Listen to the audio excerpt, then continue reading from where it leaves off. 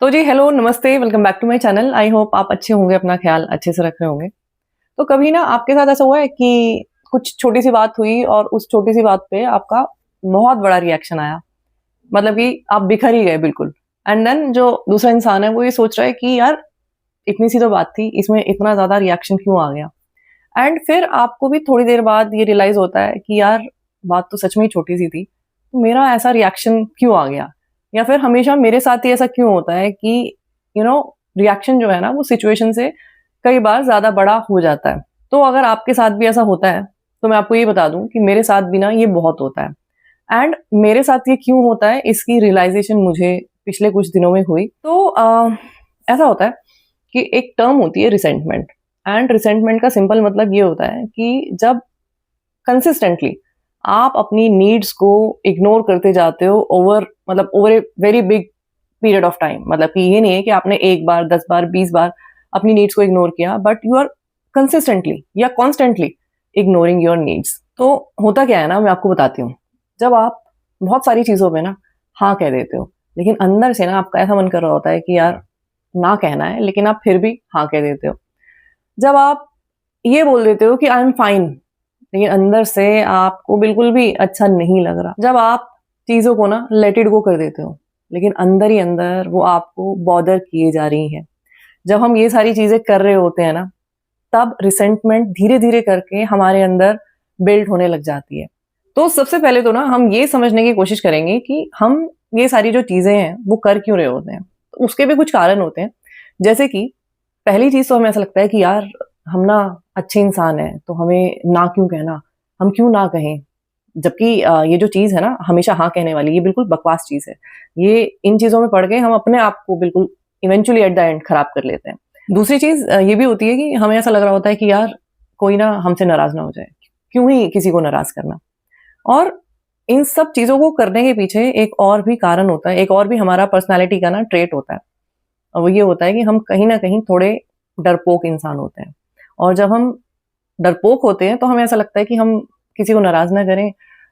हम ये सारी चीज़ें कर दें ताकि हमें कोई कुछ कह ना दे, हमारे ऊपर कोई गुस्सा ना कर दे। तो इससे पहले ही हम सारी चीज़ों को ना अप टू डेट रखना चाहते होते हैं।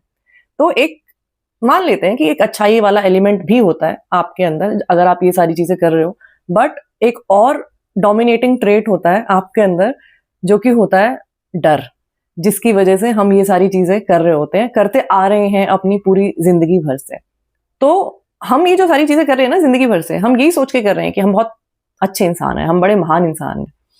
लेकिन जो रूट कॉज़ है ना इस चीज़ का वो ये है कि डर की वज़ह से हम ये सारी चीज़ें करते जाते हैं और हम पीस को, हम शांति को चुन रहे होते हैं एवरी टाइम जब भी हम ये सारी चीज़ कर रहे होते हैं। ओवर ऑनेस्टी, मतलब हम ऑनेस्टी को नहीं चूज़ कर रहे हैं, हम शांति को चूज़ कर रहे हैं। हम शांति चूज़ कर रहे हैं अपने रिश्तों में कि भई कोई लड़ाई ना हो जाए। हम शांति चाहते होते हैं पूरे घर के माहौल में कि कोई चीज़ें जो है ना ऊपर-नीचे ना हो जाएँ। इस वज़ह से जो है हम ऑनेस्टी को कहीं पीछे छोड़ देते हैं और हम शांति को चुन लेते हैं। और ना जब हम इस तरह के इंसान बन जाते हैं, तो पता है क्या होता है? तो हमारे रिश्ते जो हैं वो ठीक होने के बदले खराब होने लग जाते हैं। कैसे? क्योंकि हम क्या करते हैं कि हम स्कोर रखने लग जाते हैं। हमें ऐसा लगता है कि यार मैंने इतनी सारी चीज़ें की बट सामने वाले इंसान ने कितनी कम चीज़ें की। या फिर कुछ छोटी-सी भी बात होगी तो हम इरिटेट हो जाएँगे। जैसे कि मैंने बोला कि हम बहुत रिएक्टिव हो जाते हैं। क्योंकि वो जो पुराना बैकलॉग है ना हमारा, जहाँ पे भी हमने सच को चूज़ नहीं किया था, जहाँ पे भी हमारा मन कुछ और कर रहा था लेकिन हम कुछ और दिखा रहे थे, वो सब कुछ करने के चक्कर में रिसेंटमेंट बिल्ड हो गई हमारे अंदर। अब छोटी से छोटी चीज़ भी ना हमें हिला देती है और फिर ना हमें ऐसे लगने लग जाता है कि यार हमें तो कोई पूछ ही नहीं रहा, हमारे बारे में तो कोई सोच ही नहीं रहा और ऐसा क्यों हो रहा है? हम तो इतने अच्छे इंसान थे ना, हमने तो अपनी नीड्स को, अपनी ज़रूरतों को, सारी चीज़ों को पीछे रखा, हमने अपनी ज़िंदगी में कितने ज़्यादा सैक्रिफाइसेस किए, लेकिन इवेंचुअली एट द एंड किसी को पड़ी ही नहीं है। और फिर क्या होता है और रिसेंटमेंट डेवलप होने लग जाती है हमारे अंदर। तो फिर इन सारी चीज़ों का सॉल्यूशन क्या है? मतलब हमें करना क्या चाहिए?